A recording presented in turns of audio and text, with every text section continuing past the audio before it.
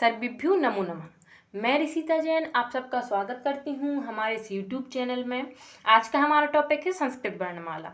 जब कभी भी हम यूट्यूब पे या फिर गूगल पे सर्च करते हैं, देखते हैं, तो हमें उत्तर अन्य अन्य मिलते हैं।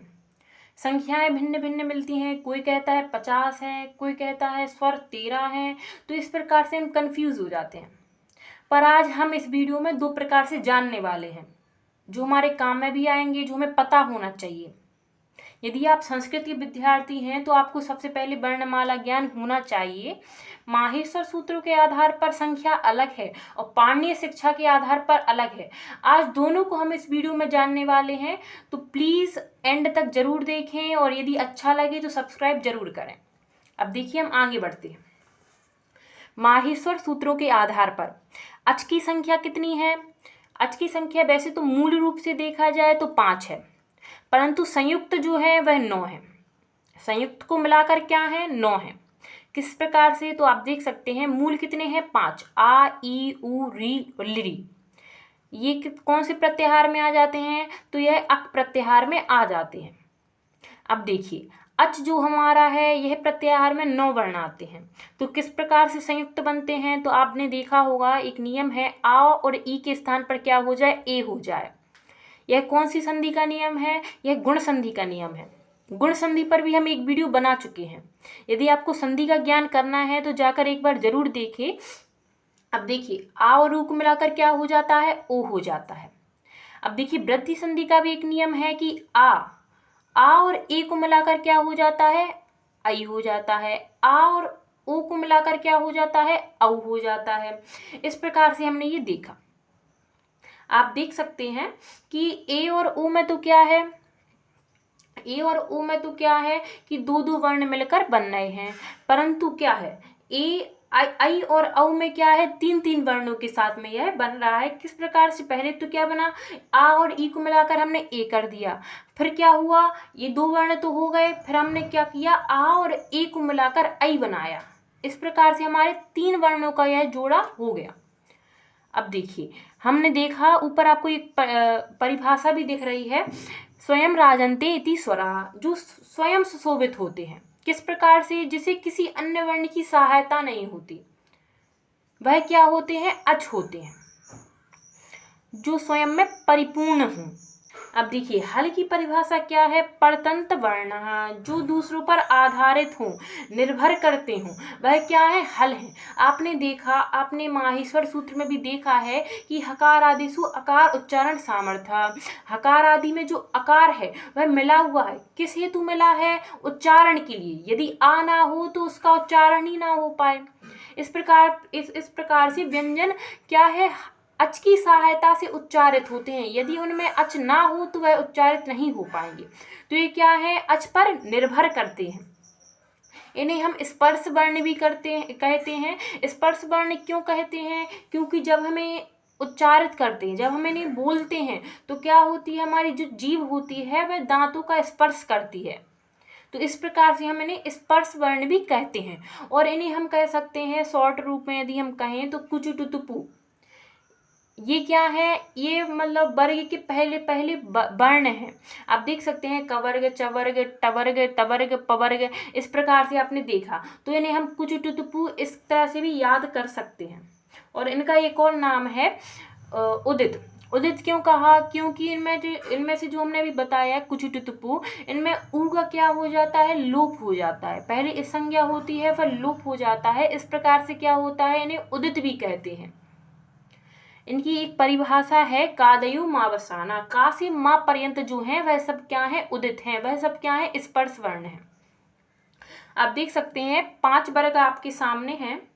यदि हम प्रत्याहार के हिसाब से याद करना चाहें तो आप देख सकते हैं कि प्रथम जो लाइन है, प्रथम जो श्रेणी के जो वर्ण है और द्वितीय श्रेणी के जो वर्ण है, जैसे आप देख सकते हैं का, चा, टा, ता, पा, खा, छा, ठा, था, पा, फा। ये आप देख सकते हैं ये कौन से प्रत्याहार के अंदर आते हैं? तो हम इन्हें याद कर सकते हैं खय, खफ, छटत, छटतव, कपय। इन दोनों जो प्रत्याहार हैं, जो ख प्रत्याहार बनता है, उन दोनों में ये जो प्रथम और द्वितीय वर्ण आ जाते हैं। अब तृतीय वर्ण कौन से प्रत्याहार में आता है? तो जस, जब, गण, दस। और जो चतुर्थ है, चतुर्थ किस में आते हैं? तो झस में आते हैं, झस में। और जो पंचम है, जो हमारे पंचम वर्ण हैं, वह पूरे यम प्रत्याहार के अंदर आ जाते हैं। इस प्रकार से आप याद कर सकते हैं। अब हमारी बारी है अंतस्थ वर्णों की। हल 3 प्रकार के माने जाते हैं। एक तो क्या होते हैं, हमारे स्पर्श वर्ण होते हैं, एक अंतस्थ और एक ऊष्म। अंतस्थ क्यों कहते हैं? क्योंकि जब हम इसको उच्चारण करते हैं, जब हम इन वर्णों को उच्चारण करते हैं, तो हमारे हृदय से, अंतःकरण से आवाज आती है। हम अंतःकरण से उच्चारित करते हैं। तो यह क्या है? अंतस्थ वर्ण है। जैसे य, व, र, ल, ये यण जो प्रत्याहार के अंतर्गत आते हैं, वह क्या है? अंतस्थ वर्ण है। यणो अंतस्थ, ऐसा करके वैयाकरण सिद्धांत कौमुदी में लिखा भी है। अब देखिए, ऊष्म वर्ण क्या कहलाते हैं? जब हम इन्हें बोलते हैं तो हमारे मुंह से अलग ही ऊष्मा आती है। यदि आपको पता ना चले तो आप अपना हाथ अपने मुंह के पास रखकर बोले, उच्चारण करें, तो आपको पता चल जाएगा। थोड़ा बहुत तो आभास होगा ही। अब देखिए, जो हमारे ऊष्म वर्ण हैं, वह कौन से प्रत्याहार के अंतर्गत आते हैं? तो वह आते हैं सल, सससर और हल। सल जो हमारा प्रत्याहार है, उसके अंतर्गत आ जाते हैं। जैसे स, श, सा, ह, इस प्रकार से। अब हम देखने जा रहे हैं पाणिनीय शिक्षा के अनुसार संस्कृत वर्णमाला को। अब पाणिनीय शिक्षा के अनुसार जो अक्ष हैं, उनकी संख्या कितनी मानी गई है? 21 या फिर 22। किस प्रकार से? आगे हम देखते हैं। आपके सामने एक सारणी भी बनी हुई है। उससे पहले हम अक्ष की परिभाषा जानते हैं। हमने पहले देखा था स्वयं राजन्ते इति स्वराः, जो स्वयं ही सुशोभित होते हैं, जिन्हें किसी की आवश्यकता नहीं होती, वह क्या है? अक्ष है। अब यहाँ पर क्या लिखा है? येषां वर्णानाम् उच्चारणं स्वतंत्रतया भवति ते स्वरः कथ्यते। यहाँ पर थे लिखा है, यहाँ पर ते करना है। जो वर्णों का उच्चारण स्वतंत्र ही होता है, किसी पर निर्भर नहीं होते ये वर्ण, वह क्या है? स्वर हैं। ऐसी यह परिभाषा कहती है। अब देखिए, स्वर हमने पहले भी देखा था कि 5 तो क्या होते? मूल होते हैं, और जो हमारे 4 हैं वह क्या है? संयुक्त हैं। उन दोनों को मिलाकर क्या हो जाते हैं? 9 हो जाते हैं। आपने इतना देखा है, परंतु 9 हो जाते हैं। ये तो कहाँ पर थी? हमारी माहेश्वर सूत्रों के आधार पर अच की संख्या थी। परंतु यहाँ पर क्या करना है हमें? देखिए, जो प्रत्येक अच है उसके क्या होते हैं? 18 भेद होते हैं। आ के 18, ई के 18, उ के 18, री के 18। री के 12 होते हैं, ए के 12, ओ के 12 और आई के 12 और औ के 12। ये भेद होते हैं। किस प्रकार से? सबसे पहले तो क्या होती है? ह्रस्व दीर्घ प्लुत, यह होती हैं। ठीक है। फिर उनकी उदात्त अनुदात्त स्वरित, ये भेद हो जाते हैं। तो प्रत्येक के क्या हो जाते हैं? ये सब मिलाकर हो जाते हैं 9 भेद हो जाते हैं हमारे। फिर अनुनासिक और अननुनासिक की व्यवस्था होती है, जिसकी सहायता से हमें 18 भेद प्राप्त हो जाते हैं। परंतु ये आगे का विषय है। हम अपने विषय पर वापस आते हैं। हमें क्या करना है? ह्रस्व दीर्घ प्लुत, इनके 3 भेद करने हैं। तो आ के 3 भेद हो जाते हैं, ई के 3 भेद हो जाते हैं, उ के 3 भेद हो जाते हैं, री के 3 भेद हो जाते हैं। हमने देखा यहाँ पर दीर्घ री आना था, रिकार आना था, परंतु जो कीबोर्ड था उसमें उपलब्ध नहीं था, इसलिए हमने ह्रस्वी लिख दिया है। आप समझ जाइएगा। अब ली के क्या होता है? दीर्घ का अभाव होता है, दीर्घ का अभाव होता है। और जो हमारा ए है, उसका ह्रस्व का, ओ का ह्रस्व का, ऐ का ह्रस्व का और औ का ह्रस्व का लोप होता है, वह नहीं होता है, भेद नहीं होता है। देखिए, अब क्या है हमारे? इस प्रकार से क्या हो गए? इन चारों को लेकर चलें तो 3, 6, 3 त्रिका 9, 12, इस प्रकार से हमें प्राप्त हो गए। 12 हो गए, इस प्रकार से हमें प्राप्त हो गए। अब देखिए, ये हमारे 5 बचे हैं। 5 के क्या हैं? 2 भेद हैं। तो 10 और 12 क्या हो गए? 22 हो गए। हम जब इनको जोड़ेंगे तो 22 हमें प्राप्त हो जाएंगे। इस प्रकार से। अब 21 किस प्रकार से हैं? अब क्या हुआ? तो री का जो भेद है वह किसी ने प्लुत नहीं माना है, किन्हीं आचार्य ने नहीं सहमति दी है। इस प्रकार से क्या हो जाते हैं? 21 भेद हमें प्राप्त हो जाते हैं। अब हमने देखा ह्रस्व, ह्रस्व किसे कहते हैं, तो जो एक मात्रिक होता है, दीर्घ द्विमात्रिक होता है और प्लुत त्रिमात्रिक होता है। जो हमारा व्यंजन होता है वह कितनी मात्रिक होता है, तो वह अर्धमात्रिक होता है। अब ये मात्रा काल किसे कहते हैं, तो यह एक मात्रा काल एक काल है, एक अवधि है, एक समय है।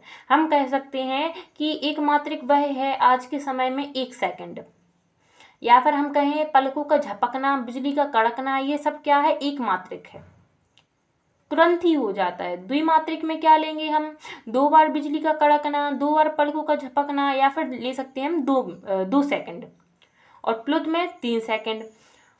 इस प्रकार से हम लेंगे, देखेंगे, ठीक है। ऊपर परिभाषाएं भी दी गई हैं, आप देख लीजिएगा। व्यंजन, व्यंजन की क्या परिभाषा दी गई है, येषां वर्णानाम उच्चारणम स्वरेण सहायेन व्यंजनानि कथ्यन्ते। कहा गया है कि येषां वर्णानाम उच्चारणम, जिन वर्णों का उच्चारण स्वर की सहायता से होता है, जो स्वर पर आश्रित होते हैं, वह क्या है, हमारे व्यंजन है, वह क्या है, हल है।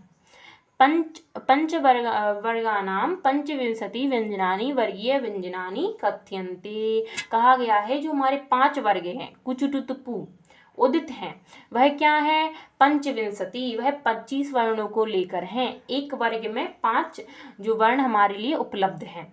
अब देख सकते हैं क वर्ग में का, ख, ग, घ, घ, च वर्ग में च, छ, ज, झ, ञ। इस प्रकार से 5 वर्ग हैं। अब नेक्स्ट है हमारे अंतस्थ वर्ण और ऊष्म वर्ण।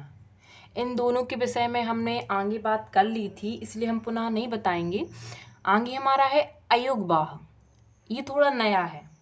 क्या कहलाते हैं अयोगवाह, तो एक परिभाषा दी गई है नीचे, यद अयुक्ता वहन्ति ते अयोगवाह। कहा गया है जो अयुक्त हैं, किस प्रकार से, जिन्हें माहेश्वर सूत्रों के अंतर्गत नहीं लिया गया है, जिन्हें छोड़ दिया गया है, वे क्या हैं, अयोगवाह हैं। कितने प्रकार के हैं, कौन कौन से हैं, तो 4 तो आप ऊपर देख सकते हैं। देखिए, एक तो क्या है, विसर्ग है, एक अनुस्वार है। अंग अहा इति अच परौ अनुस्वार विसर्गौ। कहा जाता है कि अच से परे ही लगती हैं। ये विसर्ग और अनुस्वार जो आप देख रहे हैं वह विसर्ग की वह अच के बाद ही लगेंगी। अब देखिए, उपपदमानीय और जीवामूल्य ये दोनों अलग हैं, इनके विषय में आपने पहले नहीं सुना होगा। देखिए, उपपदमानीय क्या कहलाते हैं, तो पफा इति पफाभ्याम प्राग अर्ध विसर्ग सादृशो उपपदमानीय। देखिए, जब कभी भी पा और फा के आगे क्या आ जाए, विसर्ग आ जाए, जैसे रामः पिबति, इस प्रकार से यदि कोई वाक्य हो तो राम में जो विसर्ग हैं वह क्या होंगे, पूर्ण विसर्ग ना होकर अर्ध विसर्ग होंगे। किस प्रकार से आप देख सकते हैं, देखिए ऐसे अर्ध विसर्ग लिखे जाएंगे, ना कि पूर्ण विसर्ग। अब देखिए आप कि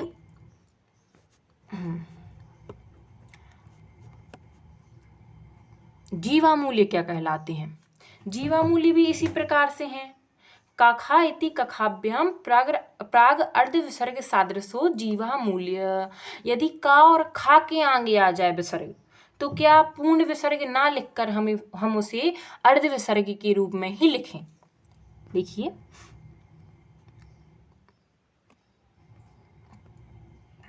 रामः करोति, रामः खेलति, इस प्रकार से राम में जो विसर्ग होगा वह पूर्ण ना होकर अर्ध ही लिखा जाएगा, इस प्रकार से। अब देखिए, नेक्स्ट है हमारे यम वर्ण। यम वर्ण क्या कहलाते हैं, इनके विषय में भी आपको ज्ञात नहीं होगा।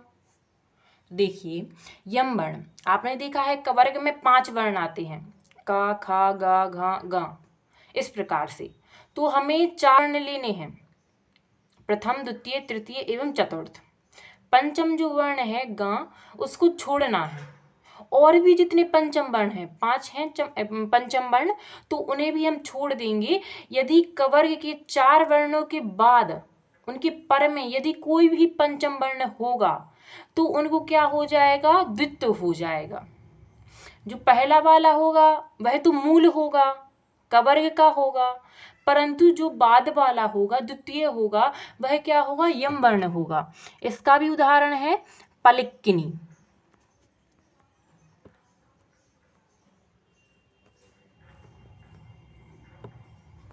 पलिक्किनी जो पहले वाला है वह तो क्या है, हमारा मूल है, कवर्ग का है, कवर्ग का। और जो द्वितीय है वह क्या है, हमारा यम वर्ण है। और भी इनके उदाहरण हैं, चक्खनंतु, इस प्रकार से और भी है। अब देखिए एक और अयोगवाय है हमारा दुष्स्पृष्ट। दुष्स्पृष्ट भी पढ़ सकते हैं इसे हम, दुष्स्पृष्ट भी पढ़ सकते हैं। देखिए यहाँ पर क्या है, विसर्ग है, इसलिए विसर्ग को सा हो गया, विसर्जनीय से सा से। देखिए इस प्रकार से आप देख सकते हैं, ये डा का ही रूप है, टा ठा डा, टवर्ग का तृतीय जो वर्ण है डा, उसी का ही रूप है। डा को यह आदेश कब हो जाता है, दुष्स्पृष्ट कब हो जाता है, तो जब डा के आगे भी स्वर हो और बाद में भी स्वर हो। इसका उदाहरण तो आप देख सकते हैं, ईड़े। ईड़े को क्या हो गया, यहाँ पर दुष्स्पृष्ट आदेश हो गया, डा को दुष्स्पृष्ट आदेश हो गया। देखिए और उदाहरण हम बात करें तो क्रीड़ा भी है, ब्रीडा भी है, जैसे आप देख सकते हैं ब्रीडा। तो यहाँ पर क्या हो सकता है, हम क्या लिख सकते हैं, ब्रीडा, इस प्रकार से भी हम लिख सकते हैं। क्रीड़ा को भी हम ऐसे लिख सकते हैं, परंतु आजकल का जो वर्तमान समय है उसमें यह प्रयोग में नहीं लाया जाता। ये कब प्रयोग में लाया जाता है, तो वैदिक साहित्य में इसका प्रयोग होता है। इन सब वर्णों का वैदिक साहित्य में ही प्रयोग होता है। अच्छा, आपने सुना होगा कि अच क्या होते हैं, 13 भी होते हैं, परंतु वह बालकों को समझाने के लिए मात्र है। आज असल में कितने होते हैं, मूल तो हम बात करें तो 5 होते हैं, संयुक्त की बात करें तो कितने होते हैं, 9 होते हैं, और यदि हम पाणिनि शिक्षा के चलें तो 21 या फिर 22 होते हैं। देखिए और क्या कहा जाता है कि जो संयुक्त वर्ण हैं, व्यंजनों में हम कहते हैं संयुक्त वर्ण, जैसे छा हो गया, त्रा हो गया, ज्ञा हो गया, ये सब क्या हैं, ये सब भी संस्कृत वर्णमाला के अंदर नहीं आते हैं। हिंदी में तो इनको स्वीकार कर लिया जाता है, परंतु संस्कृत में इनको स्वीकार नहीं किया जाता है। अब देखिए हमारा एक अंतिम श्लोक बचा है, वो भी हम देख लेते हैं। त्रिषष्टि चतुष्षष्टि वा वर्णा संभूमते मता, प्राकृते संस्कृते चापि स्वयं प्रोक्ता स्वयं भुवा। त्रिषष्टि चतुष्षष्टि वा, क्या कहा गया है कि 63 या फिर 64 वर्ण होते हैं। संभूमते, शिव जी के मत में, पाणिनीय शिक्षा के हिसाब से किन किन भाषाओं में होते हैं, तो संस्कृत में भी होते हैं और प्राकृत में भी होते हैं। इस प्रकार से आज हमने देखी संस्कृत वर्णमाला माहेश्वर सूत्रों के हिसाब से भी और पाणिनीय शिक्षा के आधार पर भी। यदि आपको ये यूज़फुल लगा हो, किसी प्रकार की आपको सहायता मिली हो, तो प्लीज़ हमारे चैनल को सब्सक्राइब करें, वीडियो को लाइक करें और ज़्यादा से ज़्यादा शेयर करें। दर्शनाय धन्यवाद।